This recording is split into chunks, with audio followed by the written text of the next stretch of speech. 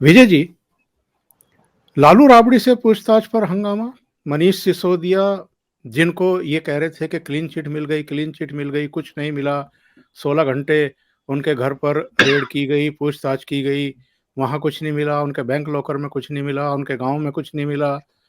और अब जब सीबीआई ने उन पर हाथ डाला है और हाथ डालने के बाद उनको गिरफ्तार किया है, अदालत के समक्ष पेश किया है, अदालत भी उन आरोपों से सहमत है, वरना वहीं से उनको जमानत देकर के घर जाने देती, उनको जेल ना भेजती और सीबीआई की कस्टडी में ना देती, पहले 5 दिन के लिए और उसके बाद फिर 3 दिन के लिए।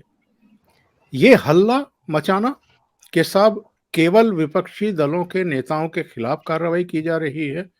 आज मैं अरविंद केजरीवाल का एक बयान देख रहा था कि कर्नाटक के बीजेपी के एक एमएलए को गिरफ्तार क्यों नहीं किया जा रहा है।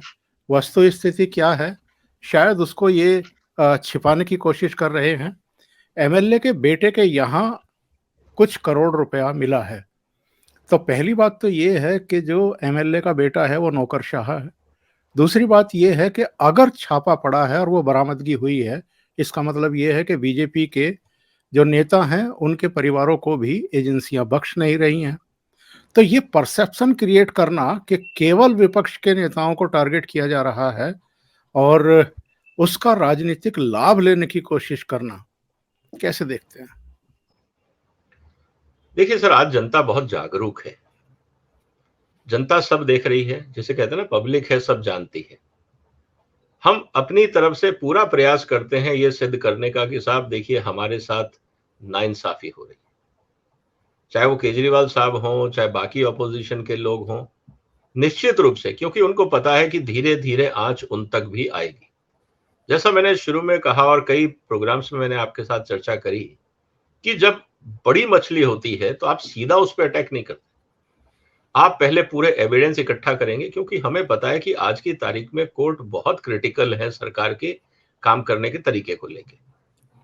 तो कोई भी एजेंसी कोर्ट में जाके अपनी बेइज्जती नहीं कराना चाहिए। इसीलिए आपने देखा होगा शुरू से, जब ये जुलाई से इन्वेस्टिगेशन जब रेफर किया गया, आज ऑलमोस्ट 8-9 महीने हो गए हैं, हमेशा लोग ये कह रहे थे कि जब पता है तो अरेस्ट क्यों नहीं किया जाता। पता है, लेकिन वहां तक पहुंचने के लिए जो एविडेंस चाहिए वो इकट्ठे करना जरूरी है। नहीं तो कोर्ट कहेगा आपने सुना, आपने एज्यूम कर लिया और आपने अरेस्ट कर लिया, ये नहीं चलेगा। अगर एजम्पशन के ऊपर काम होगा तो समस्या सबसे बड़ी ये हो जाएगी कि फिर आप किसी को भी कहीं भी अरेस्ट कर लो। तो कोर्ट और कानून की हमेशा कोशिश ये रहती है कि बेगुनाह को किसी तरह से सताया ना जाए। इसीलिए इन्वेस्टिगेशन अथॉरिटीज की और एजेंसीज की चैलेंज और बढ़ जाते हैं, क्योंकि कानून में यह भी लिखा हुआ है कि आप जबरदस्ती करके किसी से अपना कबूलनामा नहीं मनवा सकते कि हाँ जी मैंने फ्रॉड किया। आप ये नहीं कह सकते कल को मनीष जी से या किसी और से या केजरीवाल साहब से आप जबरदस्ती करके ये नहीं लिखवा सकते कि हाँ जी मैंने घपला किया। तो ये एक प्रोसेस है, पूरा इन्वेस्टिगेशन होता है, कॉरोबोरेटिव एविडेंसेस होते हैं, सर्कमस्टांशियल एविडेंस होते हैं, पेपर्स होते हैं, और उनके ऊपर इसीलिए कहा जाता है कि जब आपने सीबीआई ने रिमांड लिया था तो पर्पस ये था कि साहब अभी इन्वेस्टिगेशन पूरी नहीं हुई है, अभी और टाइम लगेगा। तो कोर्ट ने कहा ठीक है, अगर आप प्रक्रिया कर रहे हैं तो जारी रखें। तो ये एक जरूरी चीज है। अब ये कहना कि साहब एजेंसी XYZ पे काम कर रही है और ABC पे काम नहीं कर रही है, हो सकता है, मैं मना नहीं कर रहा हूं, परसेप्शन हो सकता है, लेकिन अब सवाल यह है कि आपको इस बात से कैसे कहा जाए कि साहब पहला नंबर किसका आएगा, क्योंकि किसी ने यह तो डिक्लेयर किया नहीं कि मैंने करप्शन कौन सी तारीख को किया था। क्रोनोलॉजिकली आप डिक्लेयर कर दें कि मैंने इस तारीख को घपले किए थे, तो एज पर सीक्वेंस आप इन्वेस्टिगेशन करेंगे, तो जिसने आज करप्शन किया उसका नंबर 20 साल बाद आएगा। क्या ऐसा होगा?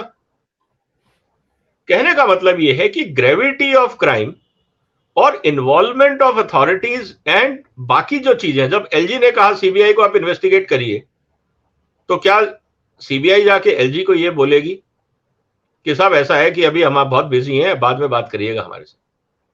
क्या यह है? अब जब यह कहा गया है कि राजस्व का मामला है, राज्य सरकार का नुकसान है और चीफ सेक्रेटरी की रिपोर्ट है, और पूरी राज्य की पॉलिसी है, करोड़ों अरबों रुपए, जिसे कहते हैं ग्रेविटी ऑफ क्राइम बहुत बड़ा है, तो क्या आप उसको छोड़ देंगे और किसी पिक पॉकेटर के पीछे या साइकिल चोर के पीछे जाएंगे, या किसी ने एक बंगला चुरा लिया, या किसी ने 200 करोड़ रुपए की जगह 20 करोड़ रुपए का या 5 करोड़ रुपए का या 2 करोड़ का क्राइम किया, किसको प्रायोरिटी देंगे आप? तो कहने का मतलब यह है कि कभी कभी एजेंसीज को प्रायोरिटी देने के साथ साथ एक मैसेज भी देना होता है। तो अगर आप ऐसे जाएंगे तो फिर सुप्रीम कोर्ट ने भी यही किया। बड़े वकील एक पॉलिटिशियन के लिए अपील होते हैं, तुरंत केस हियर हो जाता है, बाकी नहीं होते। तो अब आप सुप्रीम कोर्ट भी कहेंगे कि सुप्रीम कोर्ट पक्षपात कर रहा है। सुप्रीम कोर्ट ने ग्रेविटी ऑफ सिचुएशन देखा, इंटरवीन किया, डिसीजन दिया।